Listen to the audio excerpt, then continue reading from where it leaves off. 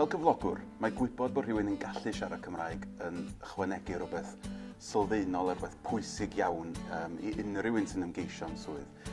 Pam da ni'n edrych am rhywun sydd yn gweithio, sydd yn eisiau dod i weithio yma i'r Cyngor Sir neu'r Bwrdd Iechyd lleol, da ni'n edrych am rhywun sy'n gallu cyfathrebu'n dda. Wi wedi sylwi o fewn y gweithle fod yna bwyslais ar ddefnyddio'r Gymraeg a'r Saesneg a chymaint o gyfleoedd sydd ar gael i siaradwyr Cymraeg. Mae'r gallu siarad Cymraeg a Saesneg yn un peth, ond pan bod chi'n gweithio fewn maes arbenigol, enghraifft y gyfraith, mae gallu trin a thrafod y maes drwy gyfrwng y Gymraeg yn fater arall.